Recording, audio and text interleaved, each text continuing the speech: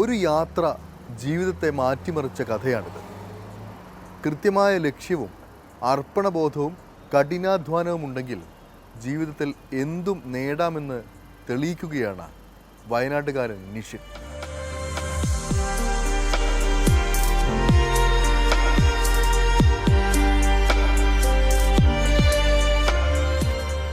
സ്വിറ്റ്സർലാൻഡിലേക്ക് യാദൃച്ഛികമായി നടത്തിയ ഒരു യാത്ര ഒരാളുടെ ജീവിതം മാറ്റിമറിച്ച കഥയാണിത്.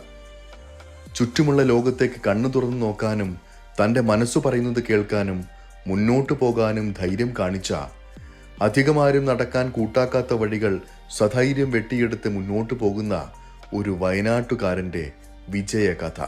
നിഷിൻ തസ്ലീം എന്ന ഈ യുവാവിൻ്റെ പുഞ്ചിരിക്ക് പറയാനുള്ള കഥ ആരെയും വിസ്മയിപ്പിക്കുന്നതാണ്.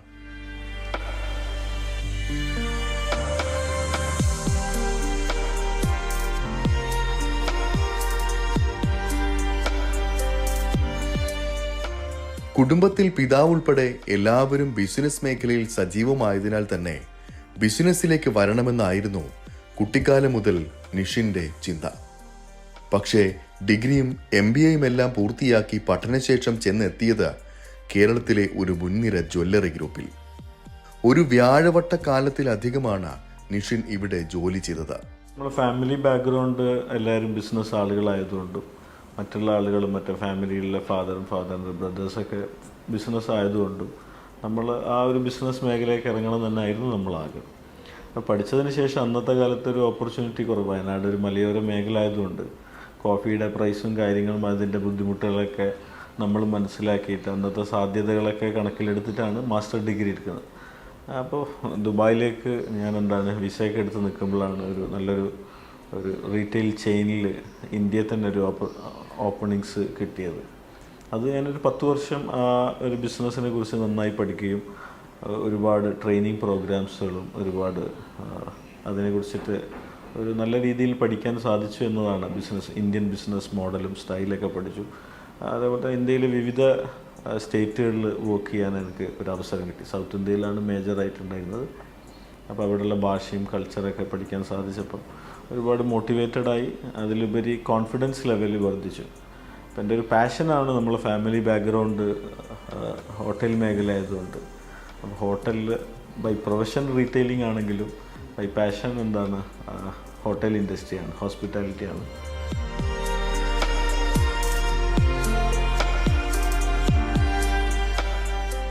അങ്ങനെയിരിക്കെ ഒരിക്കൽ സ്വിറ്റ്സർലാൻഡിലേക്ക് ഒരു യാത്ര പോകാനുള്ള അവസരം കൈവന്നു. നീണ്ട 13 ദിവസം സ്വിറ്റ്സർലാൻഡിലെ മനോഹര കാഴ്ചകളുടെ ലോകത്ത് നിഷിന്റെ ജീവിതം മാറി മറയുന്നത് ഇനിയാണ്. ആ യാത്രയിൽ നിന്ന് ഒരുപാട് കാര്യങ്ങൾ പഠിച്ചത് ഒരു സ്വിറ്റ്സർലാൻഡിനെ ഡിപ്പെൻഡ് ചെയ്യുന്ന, ആ എക്കണോമീനെ ഡിപ്പെൻഡ് ചെയ്യുന്നത് തന്നെ ടൂറിസമാണ്. അപ്പോൾ എന്തുകൊണ്ട് സ്വിറ്റ്സർലാൻഡിലേക്ക് നമ്മൾ ഫ്ലൈറ്റിൽ ഇറങ്ങുമ്പം ആദ്യത്തെ ഫീലിംഗ് ഉണ്ടായത് അത്രയും പച്ചപ്പൊക്കെ കണ്ടപ്പോൾ നമ്മുടെ വയനാടിൻ്റെ ഒരു പ്രകൃതിയാണ് പെട്ടെന്ന് എനിക്ക് തോന്നിയത്.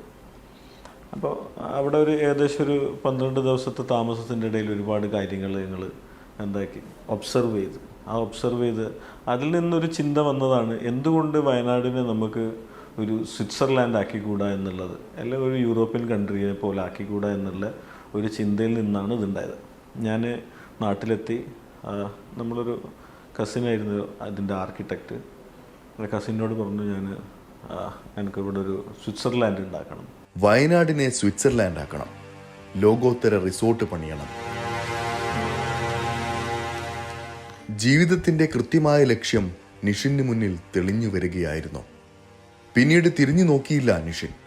തിരികെ വന്ന് ജോലി ഉപേക്ഷിക്കാൻ തീരുമാനിച്ചു. ആഗ്രഹം അടുത്ത ബന്ധുവിനോട് പറഞ്ഞു. മനസ്സിൽ കൃത്യമായ പ്ലാൻ തയ്യാറാക്കി. ബിസിനസ്സിന് മൂലധനമാണല്ലോ പ്രധാനം. ആകെ കയ്യിലുണ്ടായിരുന്നതാകട്ടെ 5 ലക്ഷം രൂപ മാത്രം. പക്ഷെ മുന്നോട്ട് പോകാൻ തന്നെ തീരുമാനിച്ചു. കുടുംബത്തിൽ വിഷയം അവതരിപ്പിച്ചു. മാതാപിതാക്കളും സഹോദരങ്ങളും ആദ്യ നിക്ഷേപം നടത്തി കൂടെ നിന്നു. പിന്നീട് കൂടെ നിൽക്കാൻ വേറെയും ആളുകൾ എത്തി തുടങ്ങി.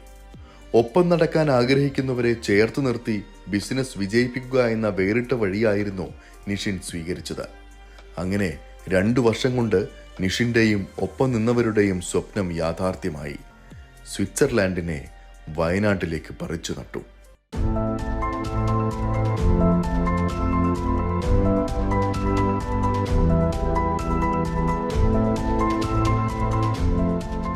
പേര് മോറിക്കാബ് റിസോർട്ട്. ഇന്നത് ലോകത്തിന്റെ വിവിധയിടങ്ങളിൽ നിന്നുള്ള ആളുകൾ എത്തുന്ന വയനാട്ടിലെ മുൻനിര റിസോർട്ടുകളിൽ ഒന്നാണ്. നമ്മൾ എക്സ്പെക്റ്റ് ചെയ്ത് നമ്മൾ കാത്തിരിക്കുന്നതിനെക്കാട്ടി എത്രയോ മുമ്പ് തന്നെ നമ്മളെ പ്രൊജക്റ്റ് സക്സസ് ആയി. ആളുകളുടെ ആക്സെപ്റ്റൻസ്, അതിനൊരു ഉദാഹരണം പറയുകയാണെങ്കിൽ 6000 രൂപയ്ക്കായിരുന്നു നമ്മൾ ഈ ഒരു പ്രൊജക്റ്റ് നമ്മളിത് സെല് ചെയ്തുകൊണ്ടിരുന്നത്. ഇന്ന് ഏകദേശം അത് നമ്മളൊരു പ്രൈസിങ് എന്ന് പറയുന്നത് കൊണ്ട് ആവറേജ് ഒരു 25,000 to 30,000 പെർ റൂം നമ്മൾ ചാർജ് ചെയ്യുന്നത്. അപ്പോൾ അത്രയും തോളം ഡിമാൻഡ് നമുക്ക് ക്രിയേറ്റ് ചെയ്യാൻ പറ്റിയിട്ടുണ്ട്. ആ പ്രോപ്പർട്ടി ജനങ്ങൾ ആക്സെപ്റ്റ് ചെയ്തിട്ടുണ്ട് എന്നുള്ളതാണ്. അപ്പോൾ പല ഗസ്റ്റുകളും വന്ന് കൊറോണ സമയത്ത് NRI ആളുകളായിരുന്നു പിന്നെ നമ്മൾ കൂടുതലും ഗസ്റ്റ് ഉണ്ടായിരുന്നത്. അവർ നമ്മളെക്കുറിച്ച് അന്വേഷിക്കുമ്പോൾ നമ്മളെ സ്റ്റാഫുകളാണ് എന്ത് പറയുന്നത്, ഇതൊരു ഇൻവെസ്റ്റ്മെൻറ്റ് മോഡലാണ്. കുറേ ആളുകൾ ആരാണെന്ന് ഓണർ, ഈ ഒരു പ്രൊജക്റ്റിൻ്റെ ഓണർ ആരാണെന്ന് ചോദിക്കുമ്പോൾ ഇത് ഒരുപാട് ആളുകളതാണ്, ഇതിൻ്റെ ചെയർമാൻ നിഷിനാണ് എന്നൊക്കെയാണ് ആളുകൾ വന്നത്.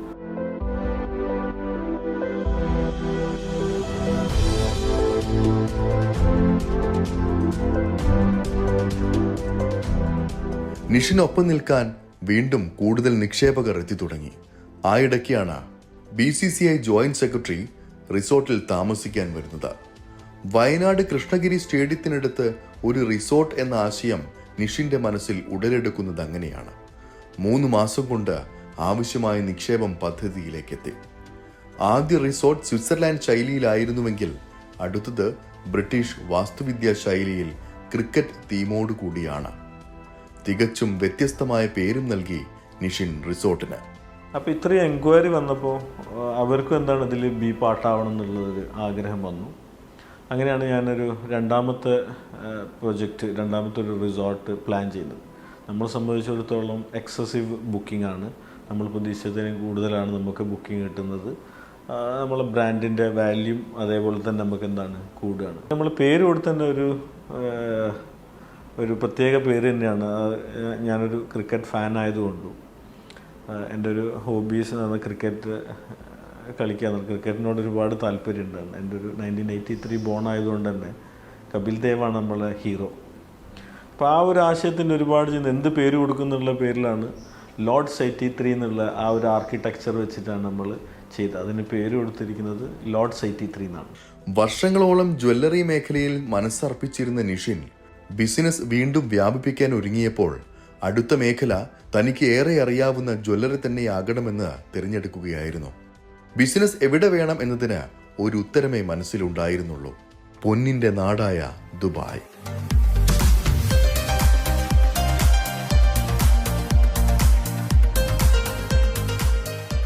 ദുബായ് കരാമത്ത് സെന്ററിൽ നിഷ്ക ജ്വല്ലറി എന്ന പേരിൽ ജ്വല്ലറിയുടെ ആദ്യ ഷോറൂം പ്രവർത്തനം ആരംഭിച്ചു.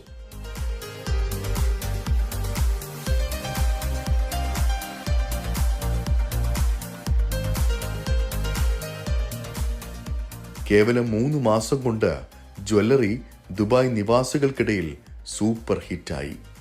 എക്കണോമീൻ്റെ 20% GDP കോൺട്രിബ്യൂഷൻ ഗോൾഡ് ഇൻഡസ്ട്രിയാണ്. അപ്പോൾ അത്രയും സാധ്യതകളുള്ള ഒരു നാട്ടിൽ എന്തുകൊണ്ട് ചെയ്തുകൂടാ എന്നുള്ളതാണ്.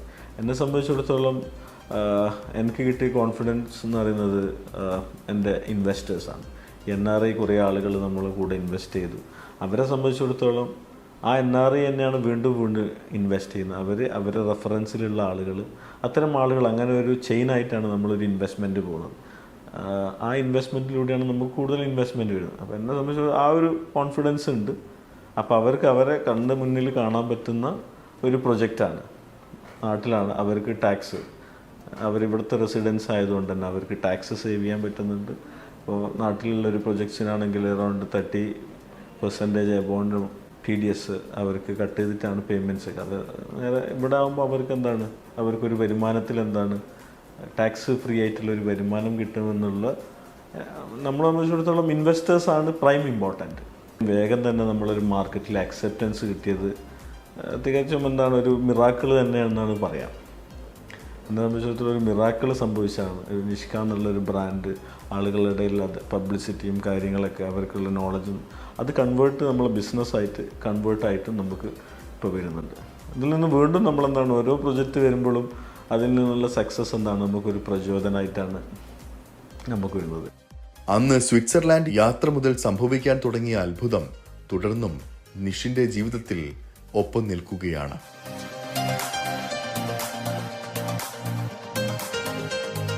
ഇതുവരെ കൂടെ നിന്ന നിക്ഷേപകരെ എല്ലാ വിജയങ്ങളിലും കൂടെ നിർത്തി അടുത്ത പ്രൊജക്റ്റുകളിലും ഭാഗവാക്കാക്കിയാണ് നിഷിന്റെ മുന്നോട്ടുള്ള യാത്ര. യാത്രയാണ് എൻ്റെ ജീവിതത്തിൽ എല്ലാ മാറ്റങ്ങളും സംഭവിച്ചത്. ഇപ്പോഴും ഞാൻ നേരത്തെ പറഞ്ഞതുപോലെ ആ ഒരു യാത്രേൻ്റെ മിറാക്കിൾ എപ്പോഴും നമുക്ക് സംഭവിച്ചുകൊണ്ടേയിരിക്കുകയാണ്. ഇപ്പം ഞാനൊരു പ്രൊജക്റ്റ് സ്റ്റാർട്ട് ചെയ്തു. ഇപ്പം ഞാനിപ്പോൾ ഒരു കാലയളവ് നോക്കുകയാണെങ്കിൽ 2019 പ്ലസ് 2 ഇയേഴ്സ് നമുക്ക് ലോസായി. അപ്പോൾ അതാണ് കൊറോണേൻ്റെ. എല്ലാവരും ഐഡിയലായിരുന്നു, നമുക്കൊന്നും ചെയ്യാൻ പറ്റിയില്ല. എന്നാലും നമ്മളെന്താണ് വളരെ മോട്ടിവേറ്റഡ്, ആ യാത്രയിൽ നിന്ന് മോട്ടിവേറ്റഡ് ആയിട്ടാണ് അടുത്ത പ്രൊജക്റ്റ്. ഇപ്പോൾ നമ്മൾ 4ാമത്തെ പ്രൊജക്റ്റാണ്. കമ്പനിയെ സംബന്ധിച്ചിടത്തോളം 6 പ്രൊജക്ട്സുകൾ നമ്മൾ പൂർത്തീകരിച്ചു. 6 പ്രൊജക്റ്റുകൾ 2019 മുതൽ ഇൻക്ലൂഡിങ് കൊറോണ അടക്കം നമ്മളെന്താണ് ഈ കുറഞ്ഞ കാലയളവ് കൊണ്ട് തന്നെ 4 വർഷം കൊണ്ട് നമ്മൾ എന്ത് ചെയ്ത് 6 പ്രൊജക്റ്റുകൾ പൂർത്തീകരിച്ചു. അത്രയും ഫണ്ട് റൈസ് ചെയ്യലും ഒരു പ്രൊജക്റ്റ് പൂർത്തീകരിക്കലും ഏറ്റവും ടഫാണ്.